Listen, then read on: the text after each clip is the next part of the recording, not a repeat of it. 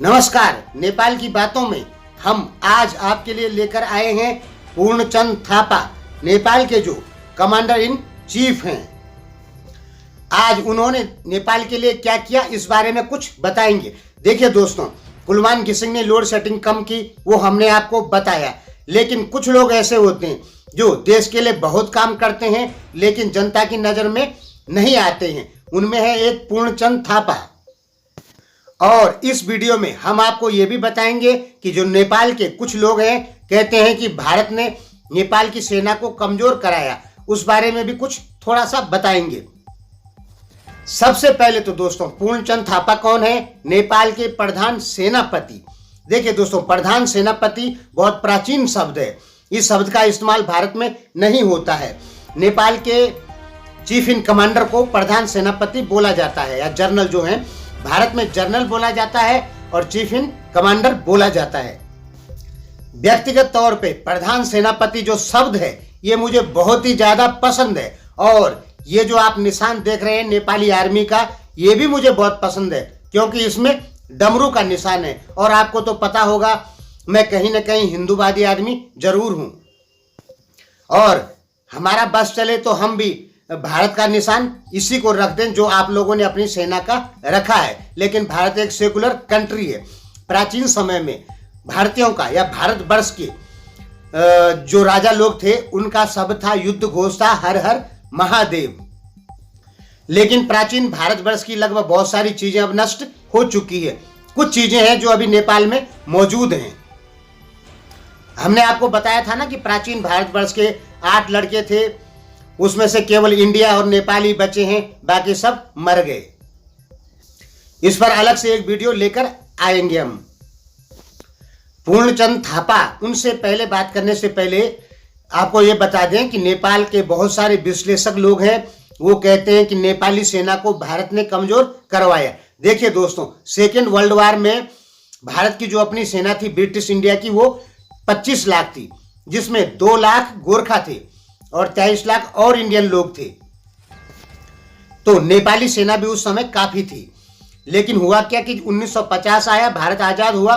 उसके बाद नेहरू को खतरा लगा कि कहीं भारत में सैन्य तख्ता पलट ना हो जाए, इसलिए भारत ने अपनी 23 लाख की सेना को 12-15 साल में 5 लाख कर दिया, और इसी के तहत नेपाली सेना को भी कमजोर कर दिया गया।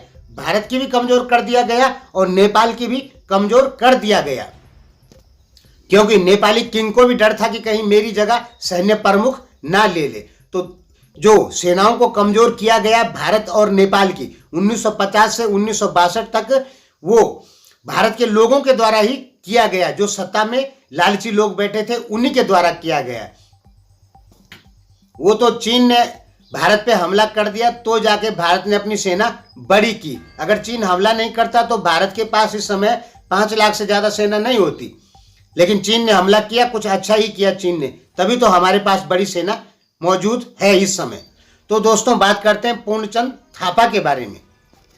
नेपाल की सेना जब से नेपाल का गठन हुआ है तब से ही अनुशासित रही है, और जंग बहादुर राणा जब ब्रिटेन गए, उसके बाद जब वो ब्रिटेन से आए तो उसके बाद नेपाल की सेना और ज्यादा अनुशासित हो गई, और ये लगातार अपने अनुशासन से चलती रही। आपको पता होना चाहिए कि अनुशासित सेना ही ताकतवर होती हैं। लेकिन 1950 के बाद, 1947 के बाद नेपाली सेना भी कमजोर होने लग गई और भारतीय सेना भी कमजोर होने लग गई। और भारतीय सेना तो 1962 के बाद ताकतवर होने लग गई, लेकिन नेपाली सेना सन 2000 के बाद कमजोर होने लग गई, यानी अनुशासनहीन होने लग गई माओवादियों के कारण। और ये नेपाली विश्लेषक राइटर जो लोग हैं वो लिखते हैं कि नेपाली सेना सन 2003 के बाद बहुत ही ज़्यादा अनुशासनहीन हो गई थी, ट्रेनिंग पे नहीं जाती थी। नए जो लड़के लोग हैं उनको ट्रेनिंग दी जाती थी, लेकिन वो ढंग से ट्रेनिंग नहीं करते थे और शराब का सेवन करते थे। ये नेपाली राइटर लोग बोल रहे हैं, मैं अपनी तरफ से बिल्कुल नहीं बोल रहा हूँ। यानी 2013 आते आते नेपाल की सेना पूरी अनुशासनहीन हो गई। न तो ढंग से ट्रेनिंग करना, न युद्धों की लड़ाई की ट्रेनिंग करना, शराब का सेवन करना, और भी बहुत कुछ है उसमें जो कम्युनिटी के खिलाफ है, नहीं बताया जा सकता है। तो इसके बाद क्या हुआ कि ये आए खत्री गुरुंग आए, जो वहाँ पे डिफेंस ऑफ चीफ थे। उन्होंने कोशिश की उसको सुधारने की। उसके बाद खत्री, राजेंद्र खत्री, थोड़ा मैं भूल गया हूँ दोस्तों, राजेंद्र खत्री आए। उन्होंने टाइट किया फिर सेना को, यानी सेना को अनुशासन में लाना चाहा, लेकिन वो भी इतने सफल नहीं हो पाए। इसके बाद जब पूर्णचंद थापा आए, इनको 2 साल हो गया, तो इन्होंने 2 साल में नेपाली सेना को एकदम टाइट और अनुशासन में कर दिया। 6 बड़े अधिकारियों को इन्होंने पदों से हटाया और इतना टाइट कर दिया कि बहुत सारे बड़े जो अधिकारी हैं उन्होंने इस्तीफा दे दिया। अब अधिकारियों को हटाया, कुछ लोगों ने इस्तीफा दिया, बड़े अधिकारियों ने क्यों दिया? क्योंकि पूर्णचंद थापा, उनका एक ही कहना था कि सेना को अनुशासन में लाओ। माफ करें दोस्तों, मैं थोड़ा जल्दी में हूं। तो पूर्णचंद थापा का कहना था कि सेना को अनुशासन में लाओ। इसके चलते इन्होंने बहुत सारे बड़े जो अधिकारी हैं उनको हटाया, पदों से हटा दिया, और कुछ अधिकारियों ने स्वयं इस्तीफा दे दिया और नेपाली सेना अनुशासन में आ गई।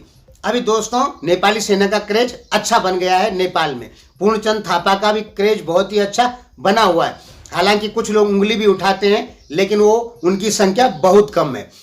अभी नेपाली सेना के ऊपर नेपाल सरकार का बहुत ज़्यादा भरोसा हो गया है, और इतना भरोसा हो गया है कि नेपाल में जो कोविड-19 से निपटने वाली जो दवाइयाँ हैं उनका आयात नेपाली सेना ही कर रही है। और नेपाली सेना के ऊपर नेपाल सरकार का इतना भरोसा हो गया है कि सड़क निर्माण जैसी बहुत बड़ी बड़ी परियोजनाओं को नेपाल सेना को सौंप दिया गया। यानी नेपाल सेना ने अपना भरोसा बढ़ाया नेपाल की जनता की नज़र में, नेपाल सरकार की नज़र में। और इस समय 2020 में कहा जा सकता है कि नेपाल की जो सेना है वो एक अनुशासित सेना है। ये कैसे हुआ? राजेंद्र खत्री जो पहले के जनरल थे, हो सकता है नाम बोलने में मुझे दिक्कत हो, थोड़ा गलत भी बोल सकता हूँ क्योंकि मैं भूल चुका हूँ, ठीक है, पुरानी बातें याद नहीं रहती है कि 2017-18 में कौन थे वहाँ के जनरल, लेकिन शायद राजेंद्र खत्री ही थे। उन्होंने भी ताकत लगाई थी और उन्होंने जो सिस्टम बनाया उसी का पालन करते हुए पूर्णचंद थापा ने अपनी सेना को पूरी तरीके से अनुशासन में अपनी सेना को लेकर आए। आपने देखा होगा कि 2014, 15, 13 के दौरान नेपाली सेना जो प्राकृतिक आपदाएं आती थी उसमें उतनी तेजी से काम नहीं करती थी जो कि अब करती है। अब बहुत फास्ट हो गई है, यानी कहीं पे प्राकृतिक आपदा आती है तो नेपाली सेना वहां बहुत जल्दी पहुंच जाती है, और इसके वीडियो हमने आपको पुरानी वीडियो में दिखाए हैं। तो पूर्णचंद थापा ने भी नेपाल के लिए बहुत कुछ किया है, जैसे कुलमान गिसिंग ने किया, लेकिन उनका नाम फेमस है। पूर्णचंद थापा फेमस तो हैं, लेकिन उन्होंने देश के लिए क्या किया ये आप लोगों को शायद पता नहीं था, इसलिए हमने आपको ये बातें बताई। दोस्तों माफ करें, ये वीडियो बहुत जल्दी में बनी है, हो सकता है कुछ इधर उधर गड़बड़ी हो जाती है बोलने में, इसलिए हमें माफ करें। धन्यवाद।